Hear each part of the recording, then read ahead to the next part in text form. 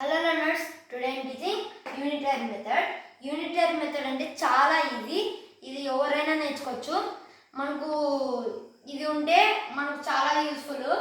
Next వచ్చే olympiad exams కి సైనిక్ నవోదయ వాళ్ళకి కూడా యూజ్ అవుతుంది. అదేంటిదో చూద్దాం నెక్స్ట్. ఇప్పుడు చూద్దాం. There are 12 persons. They had 24 pens. In the same way, we have 40 members. How many pens they have? అంటే మనకు 12 మెంబర్స్ అనేటివి ఉన్నాయి. 12 మెంబర్స్కి 24 పెన్స్ అయినాయి అన్నమాట. అప్పుడు 40 మెంబర్స్కి ఎన్ని పెన్స్ అవుతాయి? ఇది ఎలా చేయాలంటే ఫస్ట్ మనం డివిజన్ చేస్తే తర్వాత ఆ కోషన్తో మనము దీన్నైతే మల్టిప్లికేషన్ చేసినాము. అప్పుడు మనకి వాళ్ళకి ఏముందో అప్పుడు మనకు తెలుస్తుంది గైస్.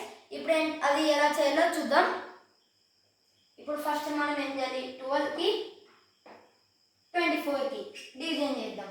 ఇటు సైడ్కి 12 24 12 2 24 0 వచ్చింది. ఇప్పుడు ఈ 2ని 40తో ఇంటూ చేద్దాం. 40తో ఇంటూ చేస్తే మనకు వచ్చేసి 2 0 0 2 4 8 80 అనేది మనకు ఆన్సర్ వస్తుంది.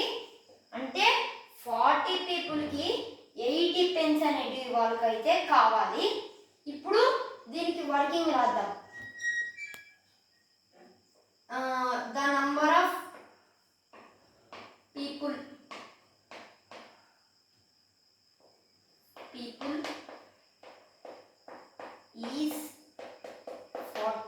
is 40 రాద్దాం. 40 the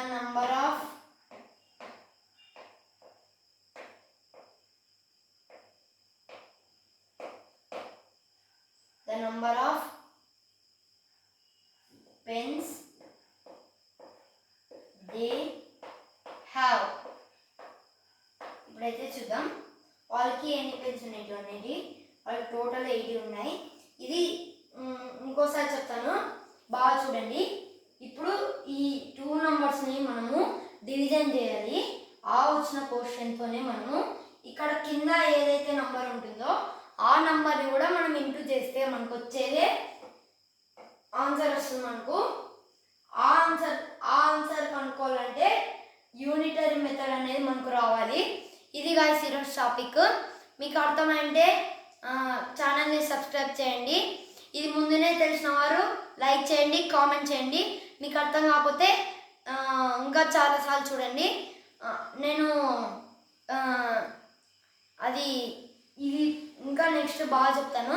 నేను ఇంకా చాలా వీడియోస్ చెప్పాను, అవి కూడా చూడండి. ప్రైమ్ ఫ్యాక్టరైజేషన్, డివిజిబుల్ రూల్స్ అనేవి చాలా చెప్పాను. మన సబ్స్క్రైబర్స్ వచ్చేసి ఈరోజు 113 అయ్యారు. నెక్స్ట్ ఇంకా కావాలి 200 మన టార్గెట్. సబ్స్క్రైబ్.